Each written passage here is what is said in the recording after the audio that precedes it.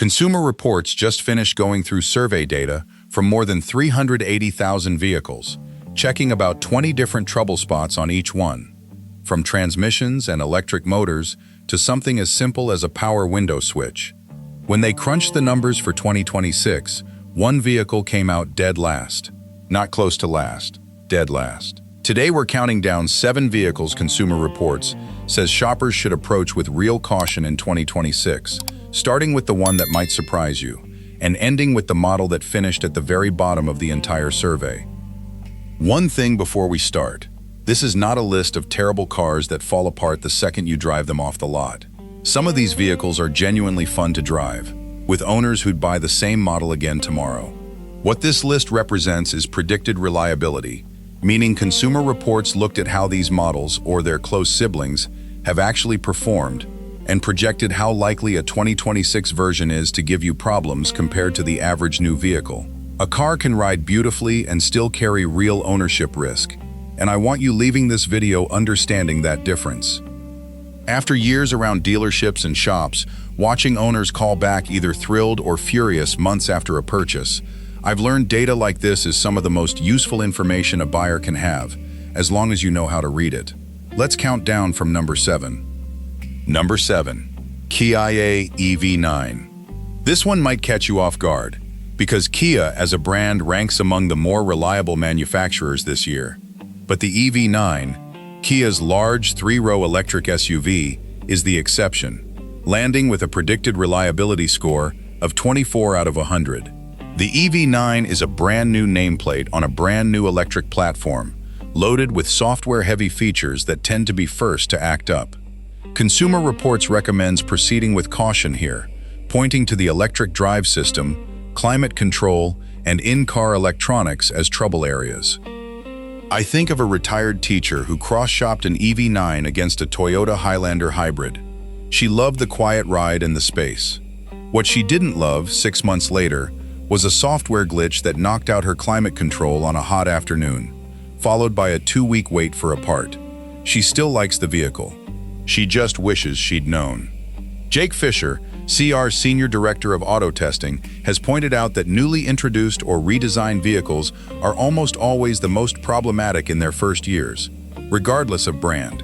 That's the pattern showing up here, not a knock on Kia's engineering overall. If you're shopping a used EV9, get the charging and service history. Have a shop scan for stored fault codes even if no warning light appeared. Test every infotainment function yourself, and check for open recalls through NHTSA. Who should buy it?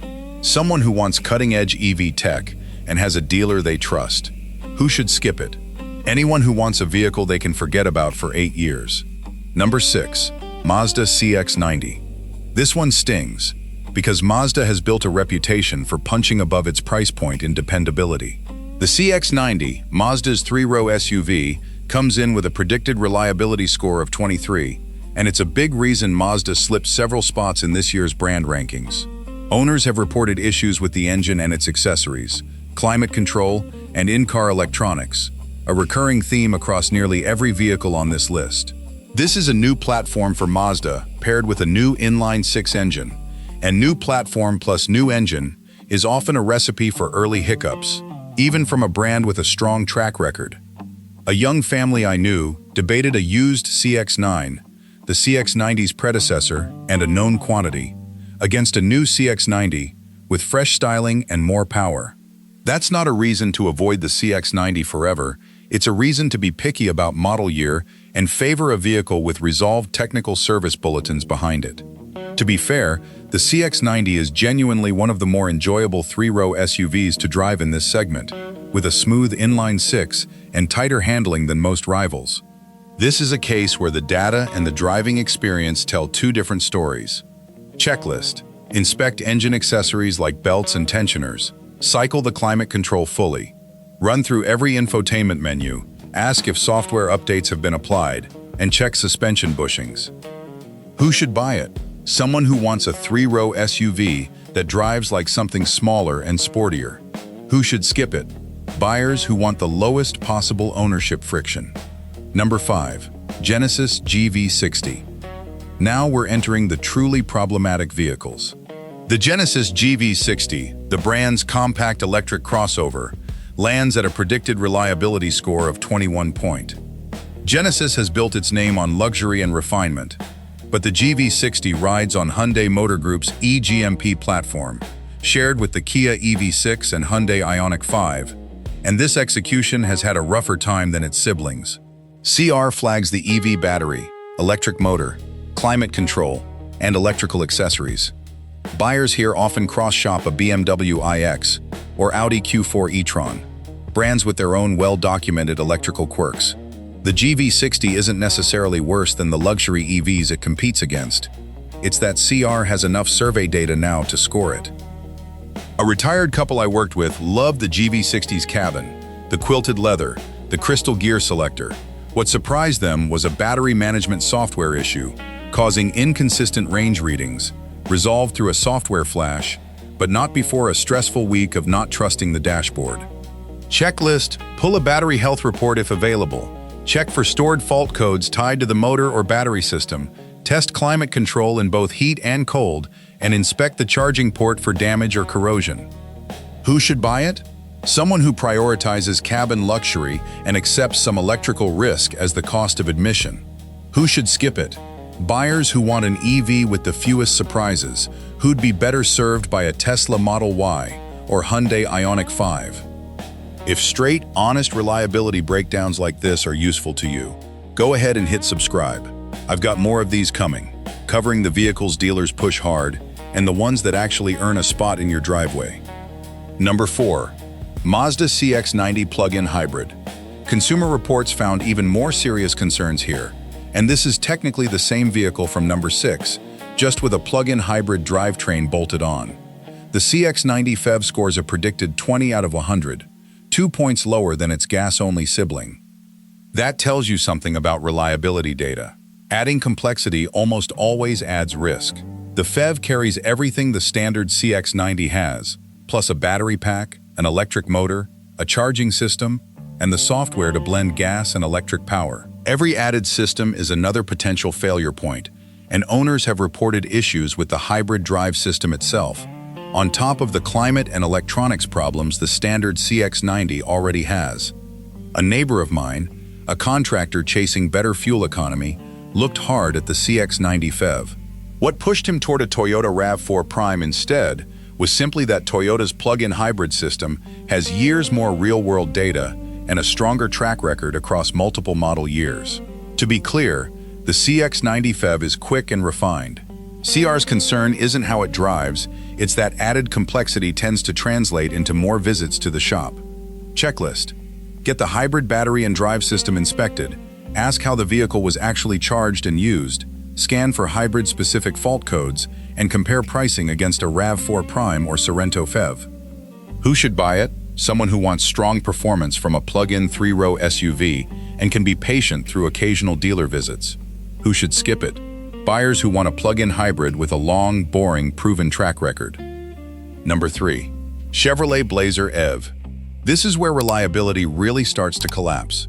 The Chevrolet Blazer EV comes in with a predicted reliability score of 19, and this one had a genuinely rocky, well-documented start, not just a data point buried in a spreadsheet. Owners have reported real trouble touching the EV battery system, the motor, climate control, and again, those in-car screens and electronics. GM actually paused sales of the Blazer EV early in its life to address software issues, telling you this wasn't a handful of unlucky owners. Buyers here often cross-shop a Ford Mustang Mach-E or a Tesla Model Y. The Mach-E has its own documented concerns, so it's not automatically the safer pick, but the Model Y consistently scores as one of the more reliable EVs on the market. A young professional I know wanted an electric SUV with real driving excitement, and the Blazer EV delivers that. It's quick and handles well. But she dealt with 2 separate software incidents in her first year, including one where the vehicle wouldn't shift out of park until a dealer performed a reset. She still owns it, she's just far more cautious recommending it now. There's nothing fundamentally broken about the hardware. This looks like a software and electronics maturity problem, common for an automaker's earlier EV efforts. But that's cold comfort if you're stuck waiting on an update. Checklist. Confirm every software update has been applied through GM's records. Get the battery health checked by a shop with EV diagnostic tools, and test the shifter and every touchscreen function extensively. Who should buy it? An EV shopper who wants strong driving dynamics and is buying a later production model with confirmed updates. Who should skip it? Anyone who needs their vehicle to be dead simple and predictable every day. Number 2. Rivian R1T. Only one vehicle performed worse than this one in the entire 2026 survey. The Rivian R1T, the electric pickup that helped kick off the modern EV truck category, lands with a predicted reliability score of just 18 points. Rivian as a brand ranks dead last among all manufacturers in CR's 2026 brand rankings for the third year running. The R1T's struggles reflect broader growing pains for a young automaker still scaling production. CR flags the EV battery, sometimes requiring outright replacement, along with the motor, climate control, suspension, and bodywork issues like handles and locks. To be fair to Rivian, owner satisfaction tells a different story than the reliability score. People who own an R1T tend to love it. The capability and ownership experience feel different, and many say they'd buy one again knowing what they know now. But loving how a vehicle feels and being able to count on it daily are two different things. Compare that against a Ford F-150 Lightning or Chevrolet Silverado EV, both scoring meaningfully better for predicted reliability among electric trucks, even if neither is a reliability superstar itself. A landscaper friend nearly bought a used R1T at a price that looked like a steal versus new. What stopped him was an inspection turning up early suspension wear plus a lower than expected battery health reading for the mileage. He ended up in an F-150 Lightning instead, with a track record that let him sleep easier. Checklist. Get a full battery health diagnostic from a shop equipped for Rivian systems. Inspect suspension components closely, check every door handle and lock mechanism, and confirm software updates and recall work are current. Who should buy it? Someone who wants groundbreaking EV truck tech and has the financial cushion to absorb an unexpected repair. Who should skip it? Buyers who need their truck to be a dependable daily work tool above everything else. And that brings us to the vehicle that finished at the very bottom of Consumer Reports' entire 2026 survey. Number 1. GMC Acadia. According to Consumer Reports, this is the least reliable vehicle on the list, and it isn't close. The GMC Acadia comes in with a predicted reliability score of just 14 out of 100, the lowest of any vehicle in this year's entire survey. What makes this land differently is that the Acadia isn't a moonshot EV from a young automaker. It's a mainstream gas-powered 3-row family SUV, redesigned for 2024 with a turbocharged 2.5-liter 4-cylinder making 328 horsepower. This is the kind of vehicle millions of families rely on for school runs and road trips, which makes a score this low genuinely significant. Consumer Reports pulled the Acadia entirely from its recommended list. Owners reported transmission problems, including complete failures on vehicles with under 10,000 miles, along with fluid leaks and clutch components failing out of spec. Beyond the drivetrain, there are brake issues, electrical accessory failures, and infotainment problems, screens freezing, climate control cutting out, driver assistance triggering false alerts. I want to be careful here.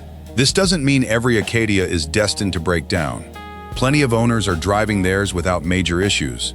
But with over 380,000 vehicles surveyed across roughly 20 trouble areas, one model consistently showing this many reported problems concentrated in the drivetrain is a pattern worth taking seriously. A transmission failure under 10,000 miles isn't a minor inconvenience. It can run into thousands of dollars and leave a family without a vehicle for weeks. Buyers here typically cross-shop a Toyota Highlander, Honda Pilot, or Kia Telluride, all scoring meaningfully better for predicted reliability. That gap isn't just about the sticker price. It's about total cost of ownership, and a serious drivetrain failure can erase any upfront savings many times over. A family I knew cross-shopped a new Acadia against a Honda Pilot, drawn in by sharper styling and a lower price. They chose the Acadia. 8 months later, they were in a service department explaining a delayed road trip, dealing with a transmission issue on a vehicle barely past 5 figures on the odometer. That doesn't happen to everyone, but it happens often enough that this is the worst score in the entire survey. To be fair to GM, The redesigned Acadia is genuinely appealing on paper. More cabin space, sharper styling, real power from that turbo engine. What's in question is whether it's still running smoothly 2 or 3 years down the road, and right now, the data says proceed with real caution. Checklist. Ask about transmission-related service bulletins or software updates. Have an independent shop evaluate shift quality for hesitation. Check underneath for fluid leaks near the transmission. Test every electrical accessory. Verify no open recalls, and consider a certified pre-owned unit with an extended powertrain warranty. Who should buy it anyway? Someone who loves the styling and performance and has budgeted for the possibility of drivetrain repairs. Who should skip it? Nearly everyone else, honestly. A Highlander, Pilot, or Telluride will serve you better if reliability matters more to you than horsepower. So there it is. 7 vehicles Consumer Reports flagged for below-average predicted reliability in 2026, from a surprising inclusion in the Kia EV9, through electronically finicky EVs in the CX-90, GV60, and Blazer EV, to a Rivian R1T owners love but can't fully count on, finishing with a GMC Acadia that posted the single worst reliability score in the entire survey. A few things to remember before you go shopping. None of this means these vehicles are universally bad. It means the odds, based on real data from hundreds of thousands of owners, are stacked less favorably than average. A poorly maintained Toyota can absolutely be a worse buy than a well-cared-for Acadia, Rivian, Mazda, Kia, or Genesis. Service history matters more than badge. Every time. Get a pre-purchase inspection from an independent shop before buying any used vehicle. And pricing and availability for everything mentioned here will vary by region, trim, mileage, and condition, so treat this as a starting point for your own research, not the final word. If this kind of honest, data-backed breakdown helped you out, hit like, subscribe for more of these, and I'll see you in the next one.